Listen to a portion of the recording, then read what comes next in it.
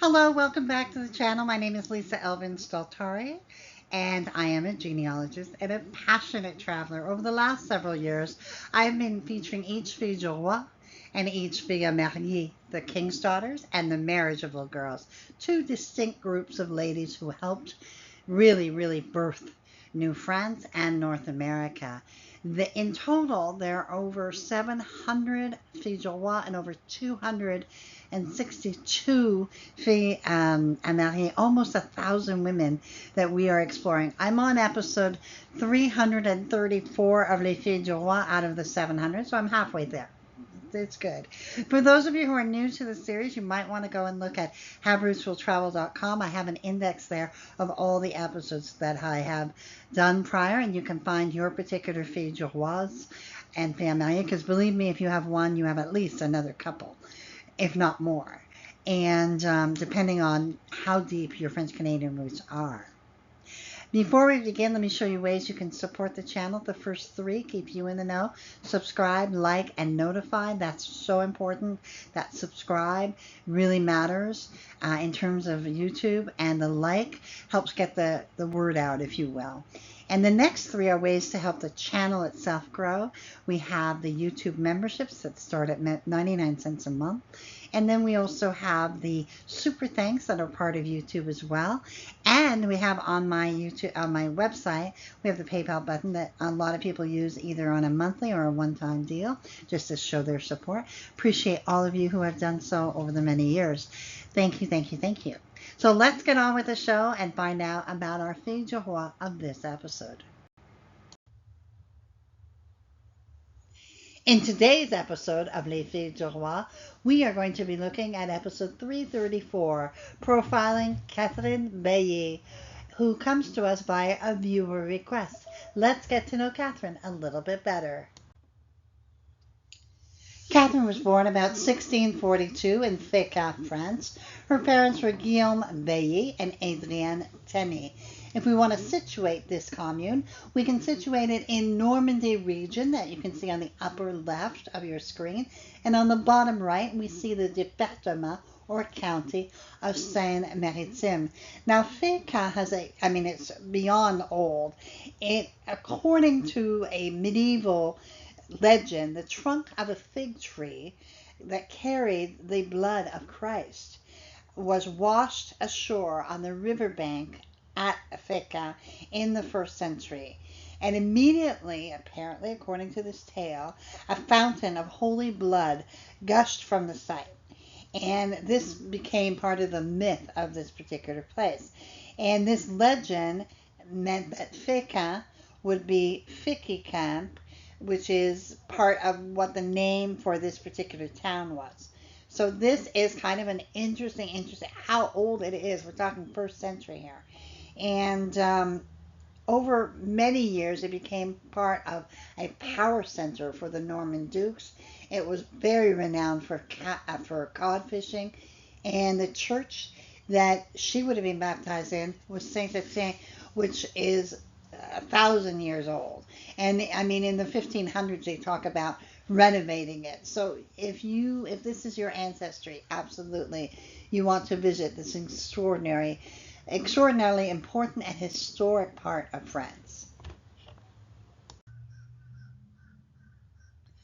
After her father's death, she decided to become a fille du roi.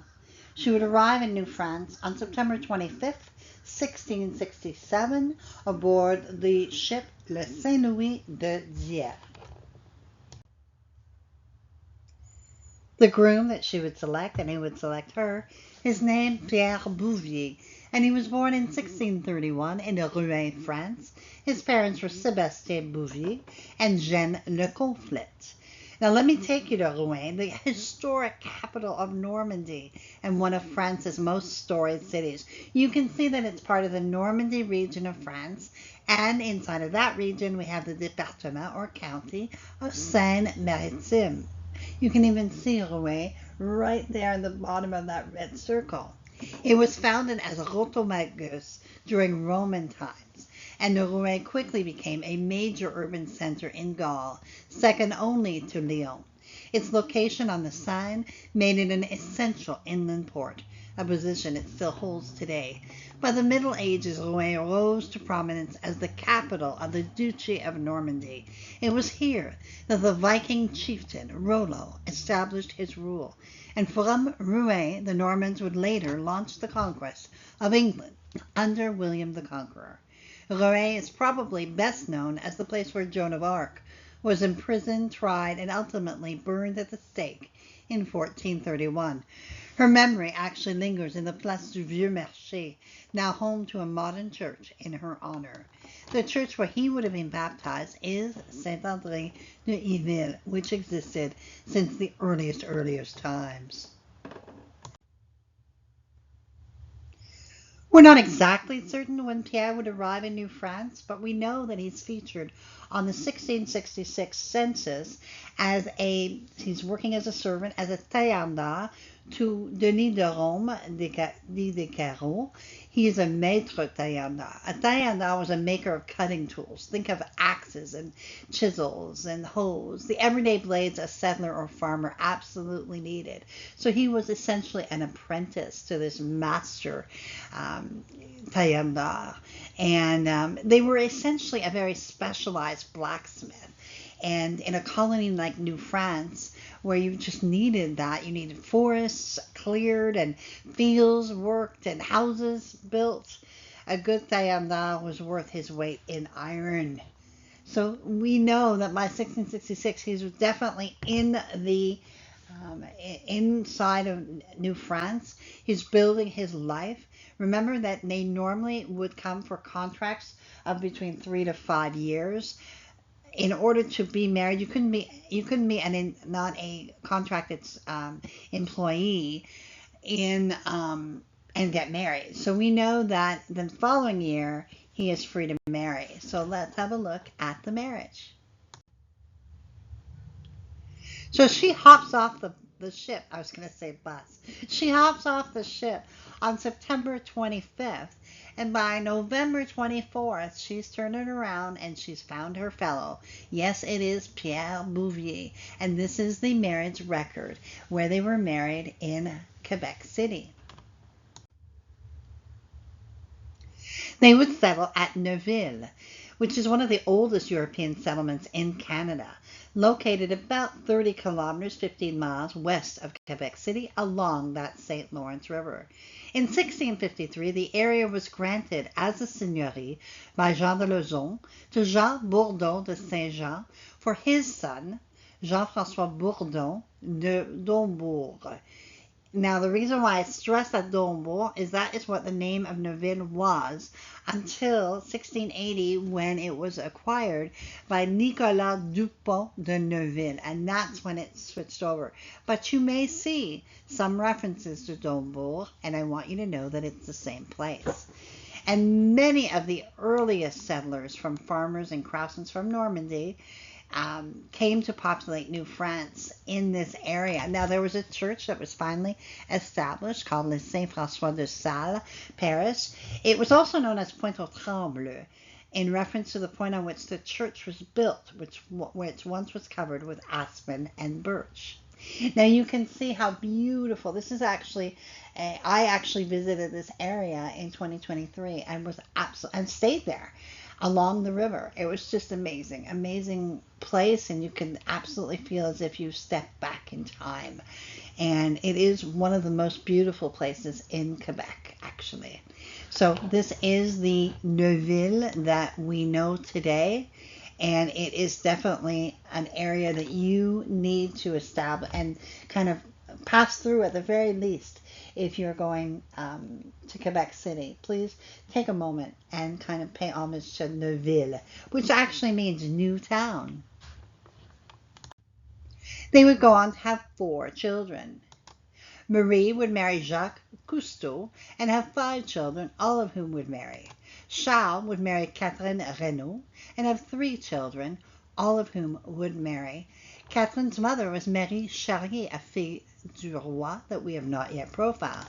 Jeanne Thérèse would marry Jean Barabé and have 7 children, 5 of whom would survive, 3 who would leave descendants.